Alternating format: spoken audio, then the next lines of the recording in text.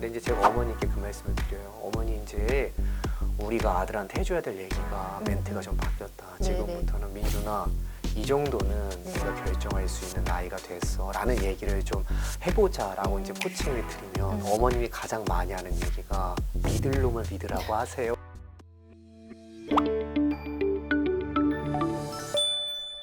그리고 이 범위에 대해서도 좀 설명을 해줄 필요가 있나요? 아들이 이렇게 한계선을 넘나들고 있잖아요. 네. 이 선을 넘나드는 아들에 대해서 어디서부터 어디까지가 한계인지 어디까지 설명해 줘야 되는지 엄마들은 이게 또 난관이거든요. 네. 여기서 설명드리고 싶은 거는 우리가 어떤 행동을 하면 아들과 사이가 안 좋아질까에 대한 질문을 한번 우리가 같이 곱씹어볼 필요가 있어요.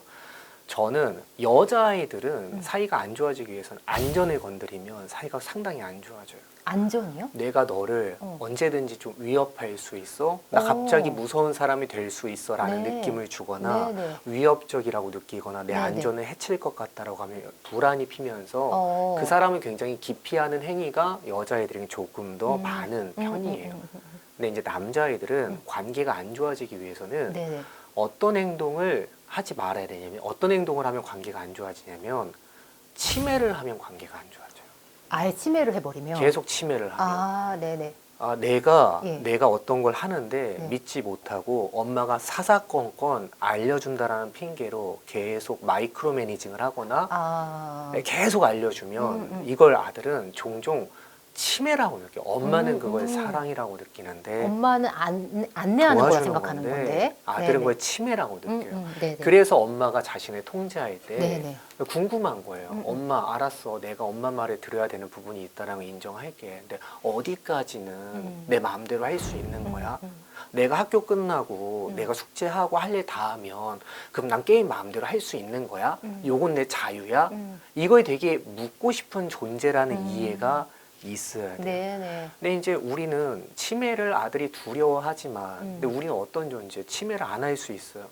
안 할 수 없어요. 부모기 때문에 그냥 침해를 안 하고 그냥 얘 마음대로 살게 두면 그건 방임이 된단 말이에요. 그렇기 때문에 우린 뭘 잘해야 되냐면 침해를 어쩔 수밖에 없이 해야 되는 존재라는 걸 인지를 잘해야 돼요. 그러니까 아들이 제일 싫어하는 게 자기결정권 침해인데 우리는 어쩔 수 없이 그 아이의 자기결정권을 침해를 해야 되는 상황에 놓여있는 이 딜레마를 인지해야 돼요.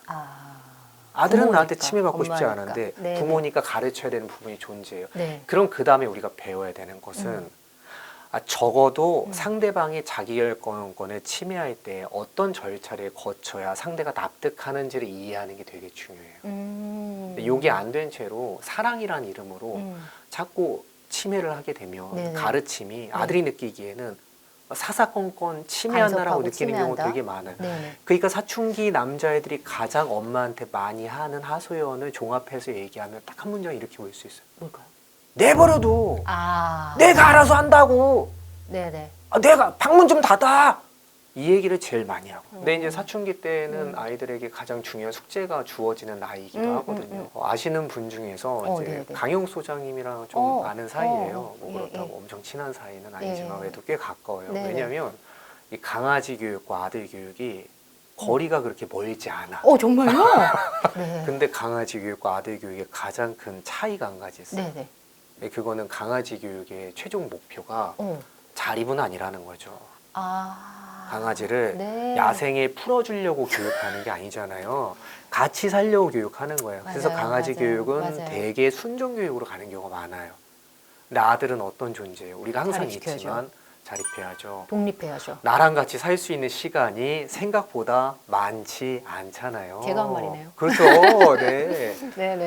얼마 안 남았단 말이에요. 우리는 뭘 해야 돼요? 그 아이가 떠나가기 전까지 빨리빨리 자립을 시켜야 돼요. 자립이라는 걸 근데 저는 한 방에 하려고 하면 문제가 생긴다고 생각해요. 엄마 믿고 쫓아와 했다가 고3 때 이제 내년부터는 자립이야. 대학 가면 네 마음대로 해 하면 대부분의 아이들은 자유를 한 번도 잘 다뤄본 적 없다가 급격하게 자유를 만나게 되면 폭주하는 경향이 생겨요. 또는 불안하거나. 근데 남자는 대체적으로 좀 폭주하는 경향을 보여요. 너무 좋아가지고 PC방 가서 영원히 살거나 엄마가 우려하는 모습이 나오는 경우가 되게 많죠. 근데 그래서 우리가 뭘 잘해야 되냐면 단계를 거쳐서 자립을 시켜줘야 돼요. 근데 이제 제가 어머니께 그 말씀을 드려요. 어머니 이제 우리가 아들한테 해줘야 될 얘기가 멘트가 좀 바뀌었다. 지금부터는 민준아 이 정도는 네가 결정할 수 있는 나이가 됐어 라는 얘기를 좀 해보자 라고 이제 코칭을 드리면 어머님이 가장 많이 하는 얘기가 믿을 놈을 믿으라고 하세요 라는 얘기를 많이 하세요. 얘는 믿어주면 맨날 PC방 가서 할걸요 선생님? 네. 이라고 얘기하는 경우가 되게 많아요. 근데 그게 가장 크게 그렇게 된 고리는 제가 느끼기에는 어렸을 때 내가 너무 오히려 존중하면 아이가 아직 그 자유를 다룰 나이가 아닌데 너무 많은 자유를 받잖아요. 그러면 그런 경험을 하게 되는 거예요. 엄마가 나를 믿어줬는데 그 믿음에 부응하지 못하는 경험을 하고 엄마도 엄마대로 실망을 하고 나중에는 아이가 자유를 순차적으로 받아야 되는 나이가 되었는데도 믿지 못하고 주지 못하는 상황이 역설적으로 생기는 현상을 많이 봤어요. 그래서 우리가 되게 잘해야 되는 것 중에 하나는 네. 순차적으로 아들에게 권한을 넘기는 거. 네. 조금씩 단계별로. 네, 그걸 해야 돼요. 그러니까 첫 단계는 뭘까요? 그러면 첫 단계에서 이 네. 아들이 이런 시그널을 보내면 네. 내가 다음 단계로 넘어가도 되겠구나. 가장 단계별로 큰 시그널은 네네. 엄마한테 네. 눈을 요상하게 뜨는 거예요.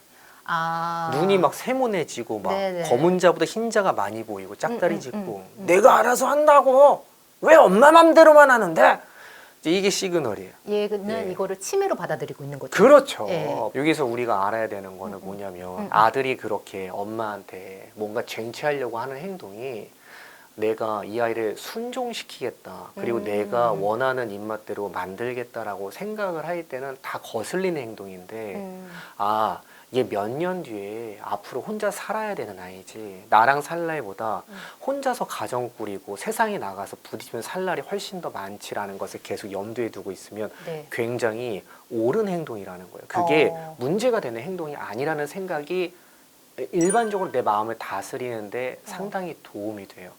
이게 저는 아들을 다룰 때 굉장히 중요한 예. 마음가짐의 첫 번째 시작인 것 같아요. 그게 사실 엄마의 진심이고요. 그게 아들을 필요하죠. 도와주려고 하는 거잖아요. 맞아요, 아들은 맞아요. 그걸 예. 지금 그 도와준다고 인식을 못하는 것에서 못하는 오는 거죠. 미스커뮤니케이션에서 네, 이런 네, 갈등이 있는 맞아요. 거잖아요. 예. 그러니까 아들한테 네. 내가 널 도와주고 널 자립시켜주려고 도와주는 거야를 네. 끊임없이 얘기해 네. 주는 거. 그러니까 우리가 이런 개념이 있으면 네. 아들한테 얘기할 때 아들은 치매에 민감하다고 했잖아요. 네네. 치매를 할 때는 이렇게 얘기할 수 있는 거예요. 민준아, 지금은 너가 몇 살이기 때문에 이 결정이 안 되는데 너가 조금 더 연습을 해서 약속을 지키는 게 되면 그 다음부터 이건 너가 결정할 거야. 알겠니?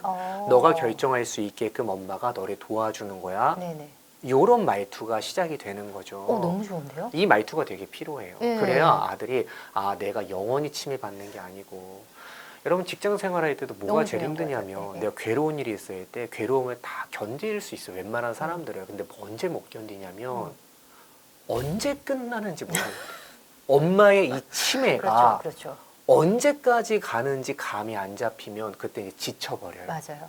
네. 그래서 우리는 항상 이 시간의 흐름과 내가 하고 있는 굵직한 방향을 얘기해 주는 거 되게 중요해요. 예를 들어서 여기 구독자분이 지금 만약에 내가 10살 아이를 키우고 있다. 혹시 8살 아이를 키우고 있다. 5년 전 핸드폰 사진 한번 보세요. 그러면 3살 때, 4살 때 아이가 있잖아요. 네. 그 아이 사진을 보면 다른 인물 같을 때가 있어요. 지금 만나서 걔가 키우고 있는 이 아이와 5년 전에 이 아이는 동일 인물 같지가 않은 거예요. 이런 경우 되게 이 느낌이 오잖아요. 그러니까 무슨 얘기냐면 예. 저는 아이를 키우는 게 왜 가장 힘들다고 생각하냐면 한 명을 상대하는 느낌이 아닌 거예요. 시기별로 달라지는 그 아이. 계속 바뀌어. 시기별로 달라지는 나도 내가 있을 수도 적응할 만 하면 얘는 바뀌어 있어. 적응할 만 하면 또 그 선을 넘어가는 거예요. 그래서 우리가 잘해야 되는 거 뭐냐면 먼저 이 플로우를 알아야 돼요. 이렇게 나가겠구나 예측하고 거기 맞춰서 내가 한 걸음 앞서서 끌어줘야 되는데 얘가 먼저 나가고 내가 끌려가면 너무 불안하고 지옥 같은 거예요.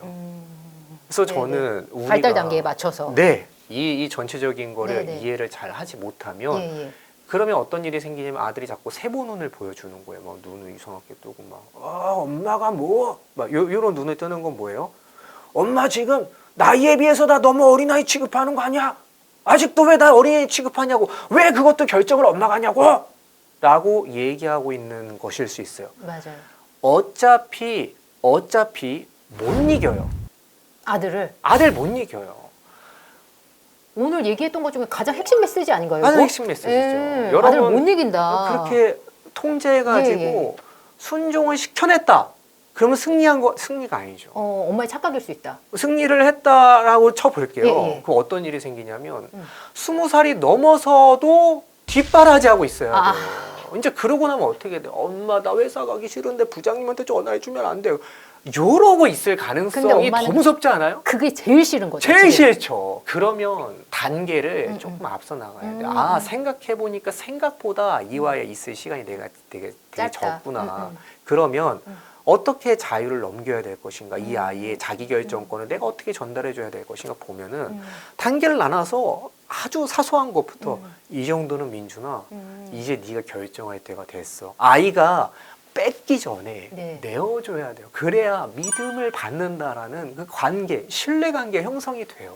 대부분 엄마들이 아들이랑 매일매일 함께 하다 보면 이 목표에 대해서 간과하는 경우도 있죠. 목표가 너무 멀어. 이 단계를 빨리 넘기고 싶어서 이 고비만 넘기면 해서 혼내거나 분노하거나 이런 경우들이 너무 많은데 너무 많죠. 아니다. 목표를 보면 이 단계를 어떻게 현명하게 넘기는지가 보일 것이다. 네, 맞아요. 메시지인 것 같아요. 그래서 저는 우리가 그 육아를 할 때 이제 되게 화가 나는 순간 중에 하나가 뭐냐면 자꾸 뜻을 강하게 가지면 화가 나거든요.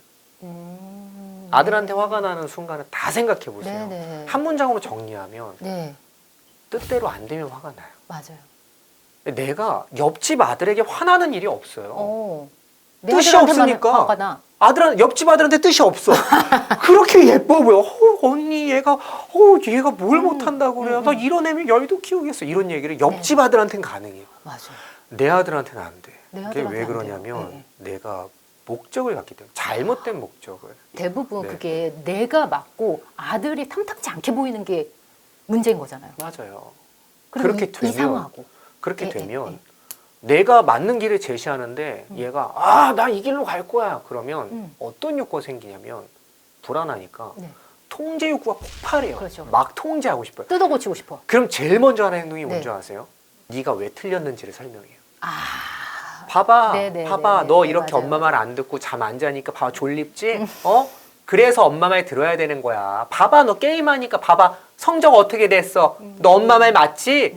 이 얘기 계속해. 엄마의 마음은 뭔지 알아요. 깨닫고 엄마 말이 일리가 있어 살아보니까 그러니까 이쪽으로 좀 와 이런 얘기인데. 개과천선해라. 네, 근데 엄마가 상상하는 시나리오는 이런 거겠죠. 막 이렇게 맞지 엄마 말이 엄마 말이 살아보니까 맞네. 이런 일 없어요. 근데 헷갈리는 건 딸은 그래요. 딸은 그게 돼요. 딸은 그렇다고 하거든요. 저도 아들 둘이지만. 욕구가 달라요. 욕구가 뭘까요? 딸의 욕구는? 딸의 가장 상위 욕구는 소속감, 유대감. 엄마한테 인정받고 싶고 엄마한테 사랑. 그게 되게 중요해요. 그들은 내 그룹에서 떨어져 나가는 게 굉장히 목숨보다 힘든 일인 경우가 되게 많아요. 여성 조직은. 그러니까 이거를 제가 일반화하는 것은 아니지만 여러분 개인의 차이는 있지만 소셜의 차이는 굉장히 좀 일관되게 나와요. 맞아요. 실제로 이제 교실에서도 선생님들 평이나 이런 것들 받아보면 남자애들이 유독 안 그랬던 아이들도 초등학교 가면 선생님한테 막 눈 희번떡 뜨면서 선생님이 아니거든요 막 이런 모습을 보일 때가 있어요. 그 가장 큰 이유가 뭐냐면 남자애들은 그래야 소셜에서 지위가 올라가요. 그래요? 여자애들은 절대 그렇지 않거든요. 그렇죠. 선생님한테 막 대들면 쟤 뭐야? 쟤 너무 이상하다. 쟤 피해야겠다. 이상한 애야. 불안하게 느껴요. 근데 남자애들 세계에서는 권위자한테 대드는 행위가 멋있어 너희들 하지마. 근데 하지마. 막 이렇게 조용히라도 웃기고 막 이러면 뒤에서 어떤 줄 아세요? 따봉 받아요. 진짜로요? 유롱을 받아요. 와. 이런 게 아들의 행동에 얼마나 많은 영향을 끼치고 있는지를 이해하지 못하고 보면 그럼 핀트가 자꾸 안 맞아요. 그렇죠. 소셜을 이해해야 된다. 그래서 소셜을 이해해야 돼요. 초반에 그 설문조사에서도 초등 선생님들 2,300여 명이 아들, 남학생의 이해가 안 된다. 남학생 때문에 힘들다. 90.3%.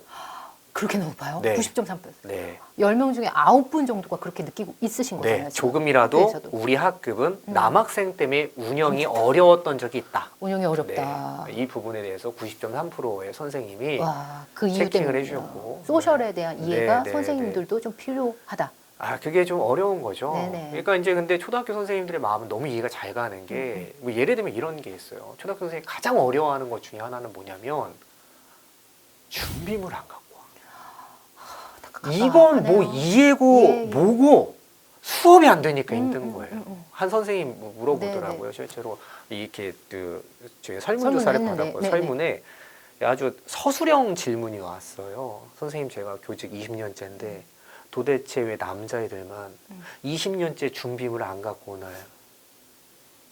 이렇게 물어봤대요. 그러면 네네. 걔네들 맨날 하는 얘기 똑같대요. 뭐라고? 너네 준비물 왜 안 갖고 와? 아 맞다! 깜빡했다! 20년째 이러고 있대요. 어디 가서 해마다 똑같은 거예요? 똑같은 다른 교육을 애인데? 받는 것처럼 그러고 있는 거예요. 네. 그것 때문에 너무 힘들다고 얘기하시죠. 얼마나 답답하시겠어요. 그렇죠. 여학생들 따박따박 잘 해오는데 네. 이러는 가장 큰 이유가 뭔지 아세요?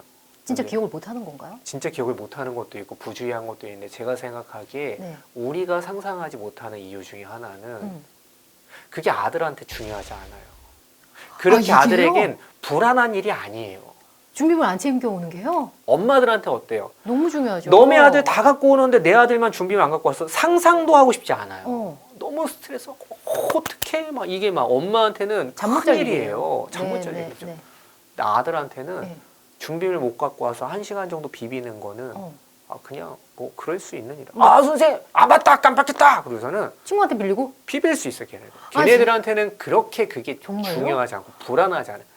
그러니까 우리가 아들을 이해할 때 네네. 되게 중요한 포인트 중에 하나가 동기인데 우리가 이제 인간의 동기는 크게 보면 접근 동기와 회피 동기로 보잖아요. 네네네.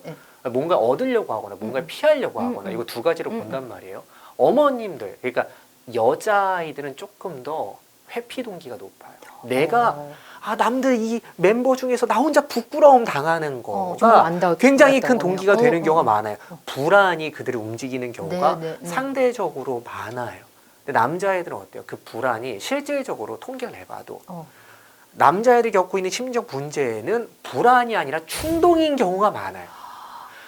여자애들이 겪고 있는 심적 문제의 상당수는 불안과 연계가 있어요. 네. 근데 남자들이 겪고 있는 심적 문제는 대부분 충동이란 말이에요. 그러니까 남자애들의 동기부여는 뭐랑 연관이 있어요? 욕구랑 연관이 있어요. 욕구를 잘 건드려주는 게 되게 중요해요. 오히려 더 접근 동기 쪽으로. 네. 회피 동기가 아니라. 네. 그러니까 남자애들 교육할 때 해보시면 다 느끼실 거예요. 보상에 민감해요. 내가 이거 하면 뭐 해줄 건데?